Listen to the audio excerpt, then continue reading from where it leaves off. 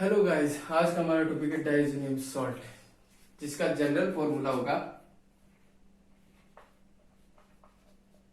General formula R(N2) positive and X negative.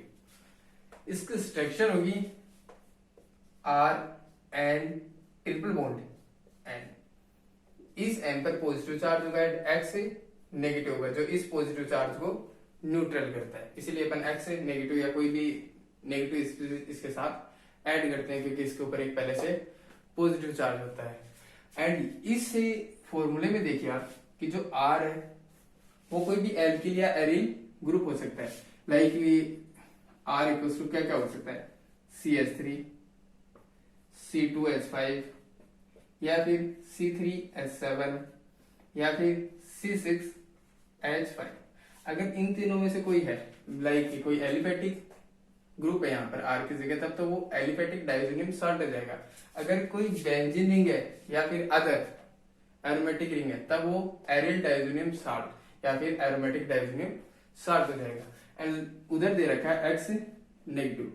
X negative कौन कौन से हो सकते हैं, like Cl negative, Br negative and iodine negative, like BF4 negative and HSO4 negative. X के equal ये सभी हो सकते हैं, कोई भी इनमें से एक वहां पर प्रेजेंट रहेगा। अब इन सब का नोमेनक्लेचर भी आना चाहिए, इनको अपन क्या क्या बोल सकते हैं, तभी अपन जो डाइज़ोनियम सॉल्ट होगा उनका नोमेनक्लेचर कर पाएंगे।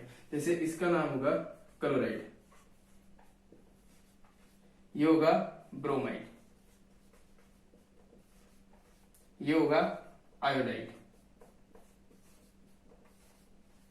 ठीक। ये होगा, इसके दो नाम हो गए। पहला इसका फ्लोरोबोरेट, आप फ्लोरोबोरेट लिखेंगे तब भी कोई गलत नहीं करेगा, और अगर आप इसी का टेट्रा फ्लोरो बोरेट लिखोगे तब भी कोई गलत नहीं करेगा। ये दोनों नाम इसी के हैं। एंड एक ये बचा हुआ अपने पास, इसका नाम होगा हाइड्रोजन सल्फेट। ये इनके नोमेनक्लेचर है। अब देखो, अपन इनसे कोई भी डाइज़ोनियम सॉल्ट बना सकते हैं। जैसे कि अपने पास R है, तो R इनमें से कोई भी एक ग्रुप ले लें, या कोई अदर ग्रुप अपने पास तो वो ले सकते हैं। तो अपन पहले यही ले लेते हैं कि जैसे अपने पास है R इक्वल्स टू CH3, तो अपन ने R के इक्वल किसको रख दिया, CH3 को। जो N2 है वो N2 का N2 ही रहेगा और उस पर पॉजिटिव चार्ज भी रहेगा। अब X के इक्वल इनमें से कोई भी एक हैलाइड लिख सकते हैं, जैसे कि Cl नेगेटिव। देखो R के इक्वल तो अपन ने क्या लिख दिया इसे, एंड X के इक्वल किसे लिखा आपने, Cl को। तो ये अपने पास एक डाइज़ोनियम सॉल्ट बना है अपने पास। सेकेंड अपन देखो ट्राई करते हैं, जैसे कि C3H7, तो R के इक्वल अपन इसको ले लेंगे C3H7, N2 ऐसा का वैसा रहेगा N2, एंड जो X है वो इनमें से कोई भी एक ले सकते हैं। जैसे कि अपने पास ये है, तो ये लगा दिया अपन ने। अब देखो, ये भी अपने पास डाइज़ोनियम सॉल्ट है, एंड पर पॉजिटिव चार्ज भी आएगा, ठीक। लाइक अपन एरोमेटिक डाइज़ोनियम सॉल्ट बना ले तो अपने को कोई एरोमेटिक रिंग लेनी होगी, तो अपन R के इक्वल C6H5 को ले लेंगे, तो C6H5, N2 वैसा का वैसा रहेगा जिस पर पॉजिटिव चार्ज रहेगा। X इनमें से कोई भी एक ले लो, जैसे कि ये ले लो, तो BF4 नेगेटिव, ये बॉन्ड नहीं है, तो ये भी अपने पास क्या है, डाइज़ोनियम सॉल्ट है। अगर एक और लेना चाहिए तो एक और ले लो, जैसे कि अपने पास C2H5 बचा हुआ है, तो R के इक्वल अगर C2H5 को लिख दें तो C2H5, N2 ऐसा का वैसा रहेगा और N2 पर पॉजिटिव चार्ज रहेगा। एंड X है वो इनमें से कोई भी एक एलाइड या फिर कोई भी नेगेटिव स्पीसीज ले सकते हैं, जैसे कि ये बचा है, तो ये भी ले लेंगे अपन HSO4 नेगेटिव। ये अपन ने काफी सारे डाइज़ोनियम सॉल्ट बनाए, किससे, इस फॉर्मूले से, ठीक। तो अब हमारा सेकंड टॉपिक है nomenclature of diazonium salt, of diazonium salt. देखो, जो डाइज़ोनियम सॉल्ट है उसका फॉर्मूला था Rn2 positive and X negative. X कोई हैलाइड है और R कोई एल्किल ग्रुप है। तो देखो अपन इसका दो टाइप से इसके नोमेनक्लेचर कर सकते हैं। फर्स्ट है कॉमन नेम,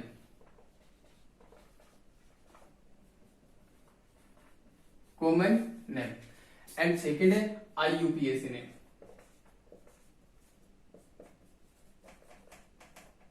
ठीक, फर्स्ट है कॉमन नेम, सेकेंड है IUPAC नेम। अगर कॉमन नेम अगर अपन डाइएजोनियम सोल्ट का लिखें तब क्या लिखेंगे, इस R को अपन बोलेंगे एल्किल, एल्किल, बाकी ये N2 उसको बोलेंगे डाइएजोनियम, एंड जो X है उसको बोलेंगे अपन हैलाइड। ये इसका कॉमन नेम हो गया। एंड सेकेंड है IUPAC नेम, जो R है उसको अपन बोलेंगे एल्केन, एल्केन, एंड N2 उसको अपन बोलेंगे डाइएजोनियम, एंड X है उसे अपन बोलेंगे हैलाइड। देखो दोनों में डिफरेंस इतना ही है, जो कॉमन नेम है उसमें R को अपन बोलेंगे एल्किल, एंड जो IUPAC नोमेनक्लेचर है उसमें अपन बोलेंगे R को एल्केन। जैसे कि एग्जांपल लेते हैं अपन CH3 N2 positive and Cl negative, ये अपने पास एक एग्जांपल है। तो इसका सबसे पहले करते हैं अपन कॉमन नेम। तो कॉमन नेम में अपन CH3 को बोलते हैं मैथिल, ठीक, एंड N2 को क्या बोलेंगे, डाइएजोनियम, Cl को क्लोराइड, जो अपन ने बताया भी था फर्स्ट पॉइंट में। एंड इसका करेंगे अपन IUPAC नोमेनक्लेचर। तो देखो जो अपन ने यहाँ पे मैथिल किया था ना, उसकी जगह करेंगे अपन मीथेन, एंड N2 को बोलेंगे अपन डाइएजोनियम, एंड Cl बचा उसे अपन बोलेंगे, इसको अपन बोलेंगे क्लोराइड। ठीक, ये है अपने पास। तो देखो ये तो इसका IUPAC नोमेनक्लेचर हो गया, ये इसका कॉमन नोमेनक्लेचर हो गया। अब कुछ एग्जांपल्स करते हैं जिनसे अपन इनका IUPAC एंड कॉमन नेम दोनों ही सीखेंगे। फर्स्ट एग्जांपल अपने पास C6H5 N2 positive Cl negative, ये अपना फर्स्ट एग्जांपल है। इसका सबसे पहले करेंगे अपन कॉमन नोमेनक्लेचर। तो कॉमन नोमेनक्लेचर में C6H5 को क्या बोलते हैं अपन, फेनिल, ठीक, जो N2 है उसको बोलेंगे अपन डाइएजोनियम,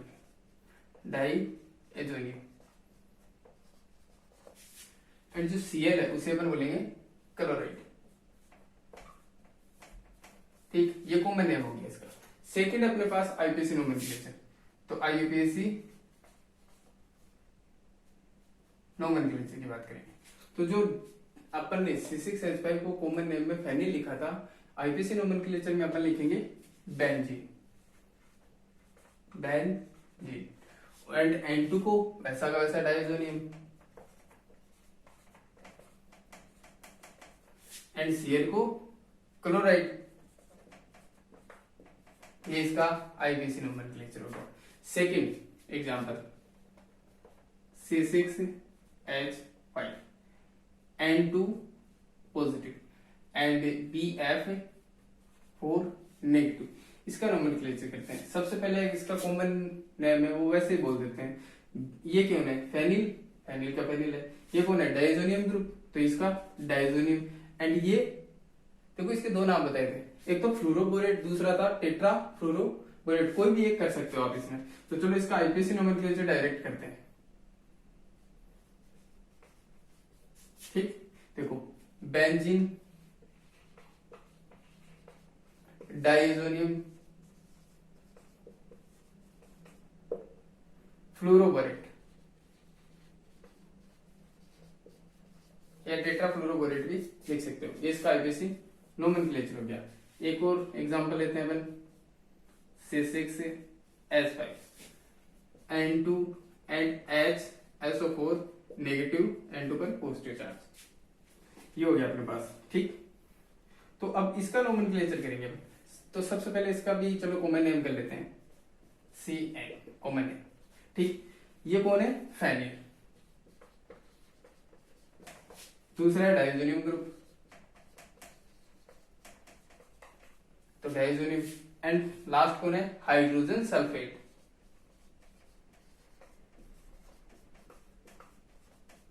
सल्फेट ये इसका कॉमन नेम हो गया। अगर इस फेनिल की जगह अगर इसको अपन बेंजीन बोलते हैं, जैसे कि ऐसे बेंजीन, डाइएजोनियम, डाइएजोनियम, एंड ये कौन है, हाइड्रोजन सल्फेट। तो इसको भी यही कर देते हैं, हाइड्रोजन सल्फेट। तो देखो ये जो नोमेनक्लेचर किया अपने वो आईपीएसी नोमेनक्लेचर हो गया, और ये वाला कॉमन नेम हो गया। तो कुछ एग्जांपल्स हैं उसके, आप common name and IUPAC name दोनों ही लिखो।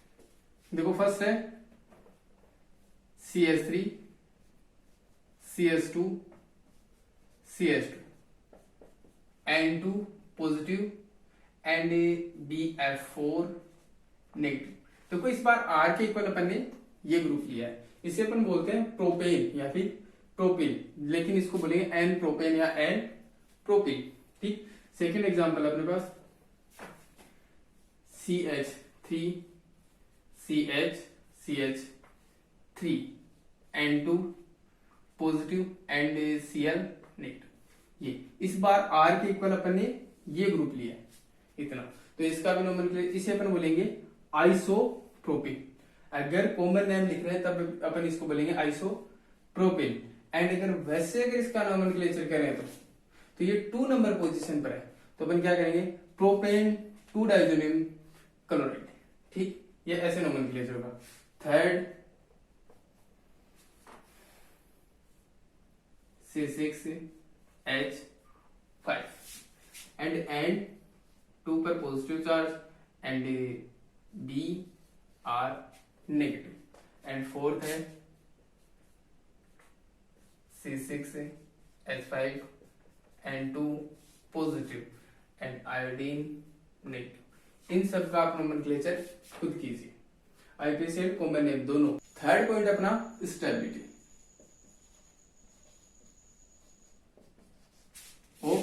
Diazonium salt.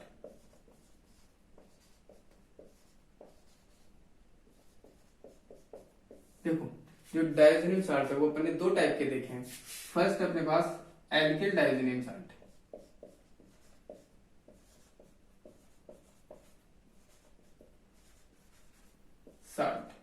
ठीक। सेकेंड अपन ने पढ़ा है एरिल डाइजोनियम साल्ट।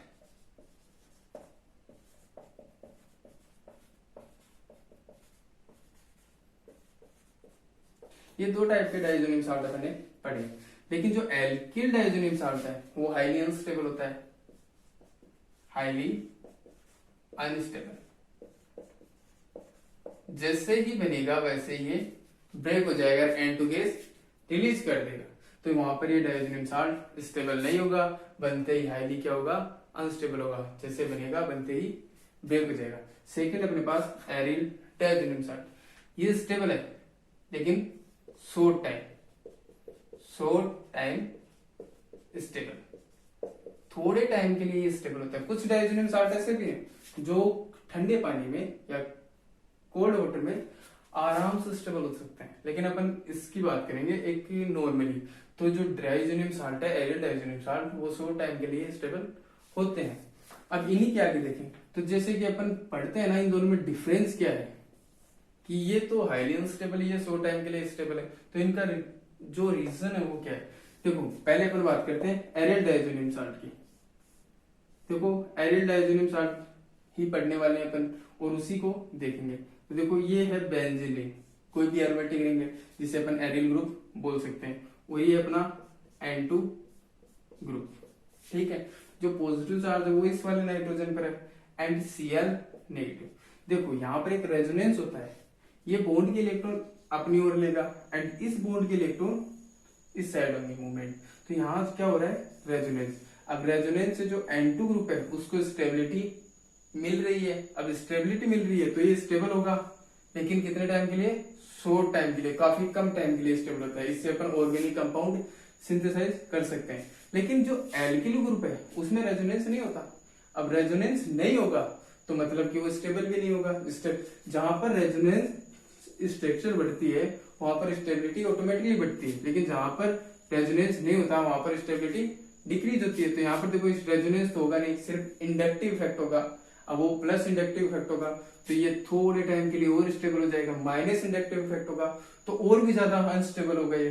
लेकिन यहाँ पर रेजोनेंस है तो ये थोड़े टाइम के लिए स्टेबल हो जाएगा। और ये जो एरिल डाइज़ोनियम साल्ट है वही अपने सिलेबस में है, वही अपन पढ़ेंगे। इस एरिल डाइज़ोनियम साल्ट से अपन काफी सारे ऑर्गेनिक कंपाउंड्स बना सकते हैं। अब फोर्थ पॉइंट अपने पास प्रिपरेशन मेथड।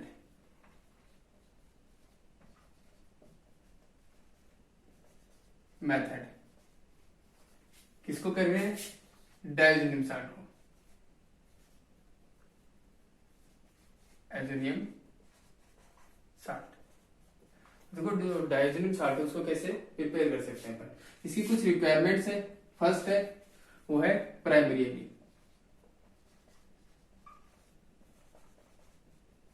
Like aniline. अब एनिलीन तो तुम लोग जानते होगे ना, बेंजीन रिंग पर NH2 लगाओ तब उसे अपन बोलेंगे एनिलीन, और वो एक प्राइमरी एमीन है। ठीक है, अदर भी कोई प्राइमरी एमीन अपन यूज कर सकते हैं।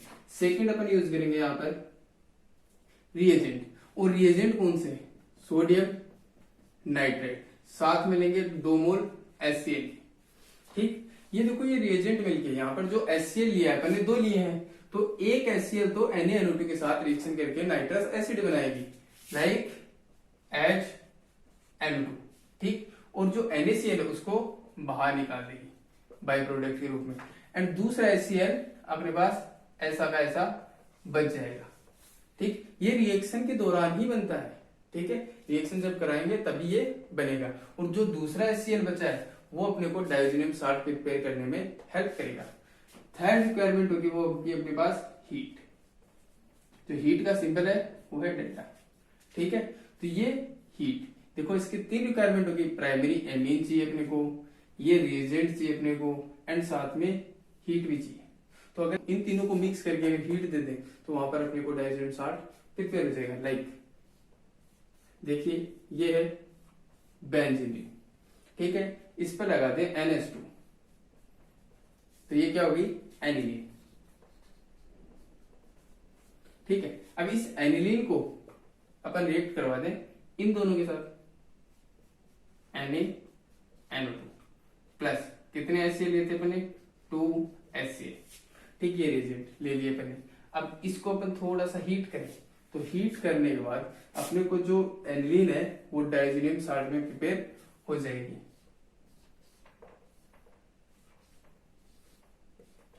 N2 positive and Cl negative. देखो जो Cl था सेकेंड HCl का वो यहां पर लगा है। ठीक है, तो इसीलिए ये जो डाइज़ोनियम साल्ट मिला है उसका नाम क्या होगा? पहले तो वो देखो, बेंजीन डाइज़ोनियम क्लोराइड। जो अपने को डाइज़ोनियम साल्ट मिला है उसका नोमेनक्लेचर होगा बेंजीन डाइज़ोनियम क्लोराइड। किससे मिला है? एनिलीन से। किस रिएजेंट की प्रेजेंस में? सोडियम नाइट्राइड एंड HCl की प्रेजेंस में। हीट करने पर ये अपने को डाइज़ोनियम साल्ट मिला है। देखो जो डाइज़ोनियम साल्ट अपन बना रहे हैं, ठीक है, जो डाइज़ोनियम साल्ट अपन बना रहे हैं उस प्रोसेस को अपन क्या बोलते हैं? Diazotisation.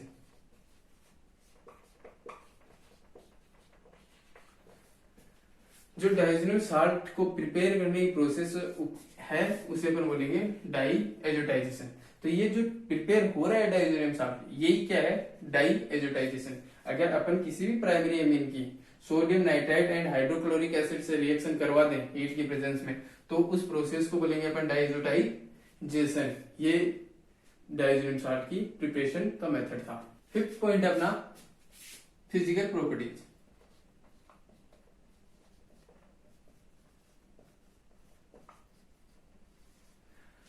Of diazonium salt.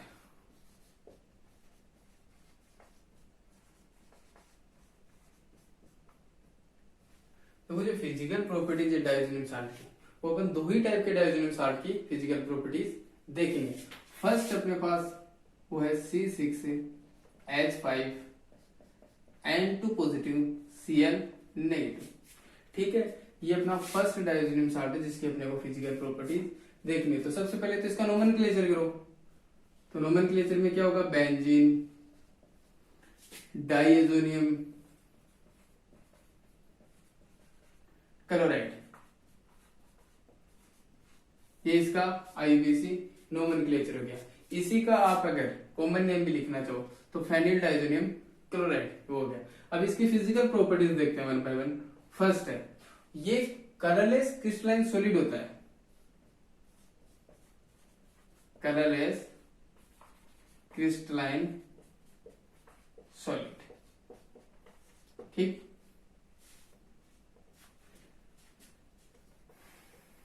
Second,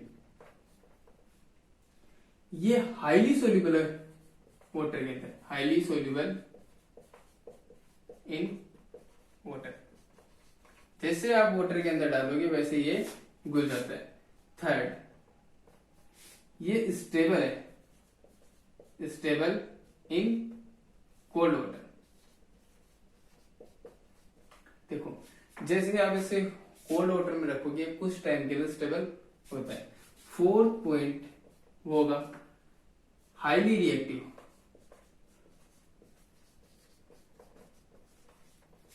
in hot water. जैसे आप इसे हॉट वाटर में डालोगे गर्म पानी में वैसे ये रिएक्शन कर लेगा। 5th point, decomposition in dry state, ठीक है।